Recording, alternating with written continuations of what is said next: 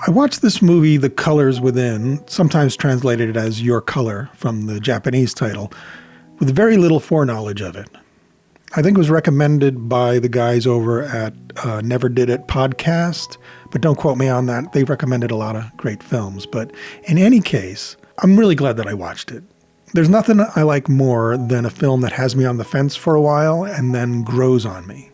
It's kind of how you know sometimes that you're watching a filmmaker that is unique, a storyteller that's unique. When you approach a film on your terms and then only slowly realize that you're beginning to watch it on its own terms. And I mean, the fact that a film has any terms is a good sign to begin with.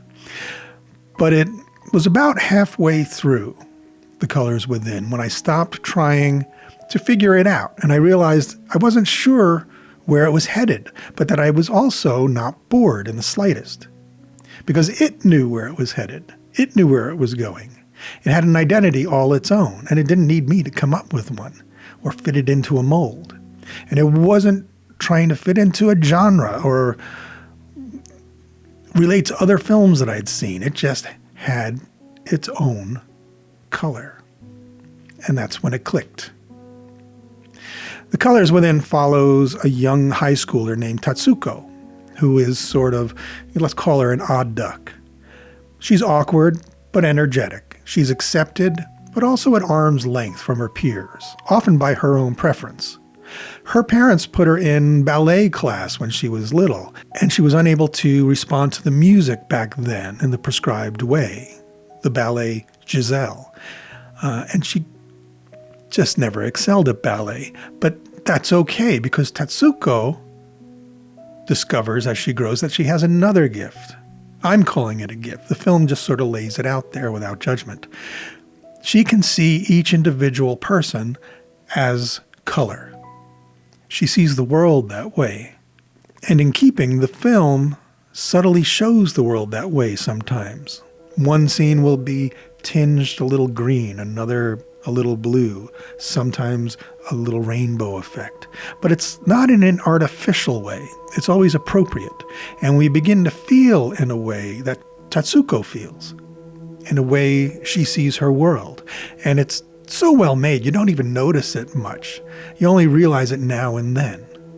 Now, Tatsuko feels a connection to a somewhat popular girl at school. And this is not a love story per se. It's a coming of age, but there's no overt romance. And this girl, Kimi, one day accidentally pegs Tatsuko with a dodgeball in PE class, while Tatsuko is distracted by Kimi's beautiful blue aura. And after recuperating for a few days, Tatsuko notices Kimi isn't around much anymore.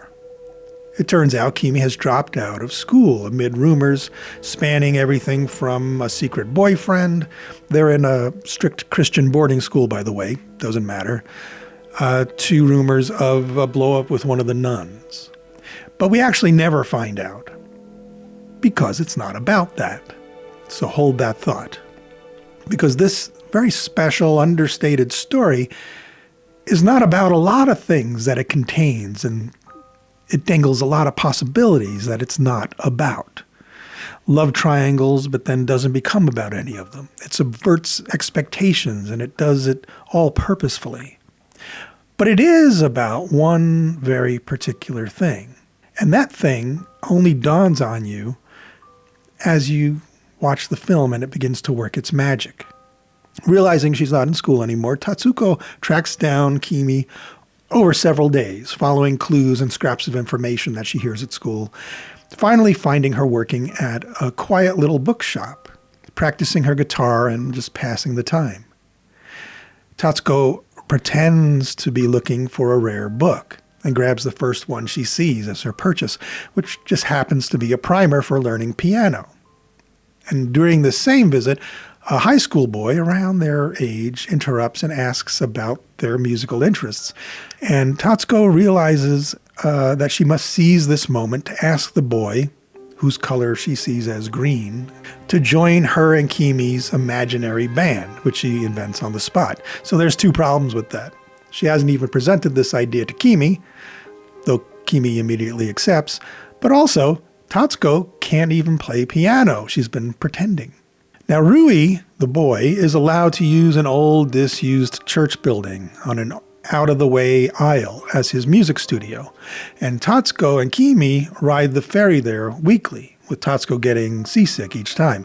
And here they are introduced, really for the first time, to the notion that they are musicians, that they have an interior purpose in common, which separates them from their peers perhaps, but joins the trio together, which is that, they are artists. And it's no mistake, I think, that the director chooses to let us see and hear the boy, Rui, play the theremin, and Kimi join in on her guitar in a church, playing their own version of holy music, of a hymn, but making it their own in their first practice. And this is all before we even learn the boy's name, which is Rui.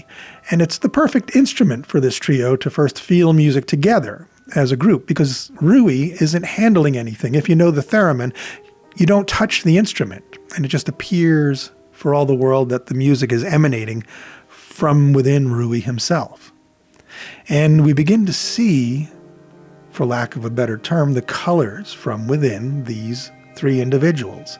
And when Kimi joins in the guitar, we realize that all music comes out that way. It's not about the hardware at all, just as filmmaking is not about the camera, but the voice behind it. And it's then no great leap to believe that they all then accept Tatsuko as one of their own, despite her lack of technical ability or playing an instrument at all. Her art is connection and seeing through appearances to the colors within. What else do you really need as an artist? Tatsuko is short for Tatsuko, by the way. Tatsuko does practice piano eventually and does come up with songs, their best song actually, because of its pared down simplicity and the other two members' ability to connect with it and develop it with their own sounds as well. Tatsuko is, in the end, really the heart of the band. Now, I don't know, maybe there are, other instances of that, but I think, if you know who Syd Barrett is, similar situation. Maybe not the most proficient in the band, but the heart of it. The film dangles drama points here and there, family drama at times. Kimi has been lying to her grandmother about dropping out of school, getting up every day and putting on her uniform and then going to work at the bookstore. Rui is keeping his secret music studio in the church from his mom, who's a doctor, whose family practice Rui is supposed to take over after school. He can't disappoint her with the desire to be a musician instead. And the film builds to its climax surrounding how these family secrets might come to light and what it will mean. And then, you guessed it, it's not really about that, but it keeps you absorbed anyway. Now, through the ministrations of a helpful nun, one of the sisters at the school, who we find out was a burgeoning musician herself once, the band is invited to play the upcoming Valentine's Day music festival at school. People will say, and do say, that I spoil movies a lot on this channel. I contend that I usually give away plot points at the end of films that aren't about the plot to begin with. And so there's nothing really to give away. And here especially, it's like saying, I spoiled the flavor of a dish by telling you about it, or a painting or a color by telling you about it, by describing it. And I contend otherwise. But for those who care so much about plot, spoilers ahead. The parents attend the Valentine's dance and witness for the first time, in some cases, the true inner spirit of their own kids. Seeing them not as wayward souls, not as liars, but as artists, as fully realized and legitimate souls who have just had trouble fitting in with society's expectations. Rui's mom sees her son in full, and Kimi's grandmother sees her colors within. And things are somewhat, we get a sense, repaired between the family members. If you remember A Trip to Gibberitia, something like that.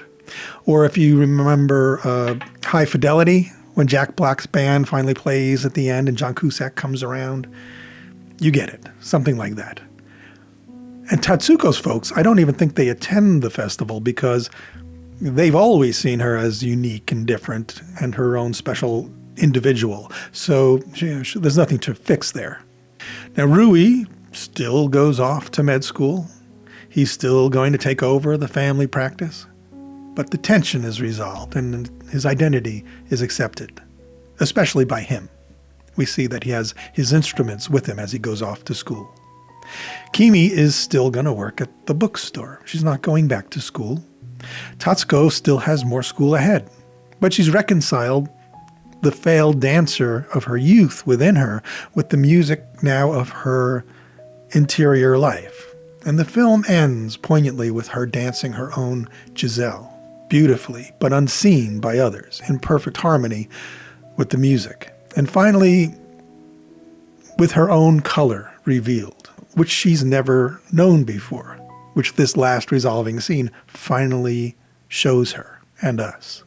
You have Kimi's color is blue, Rui's color is green, and Tatsuko's color we finally see. You'll have to watch the film.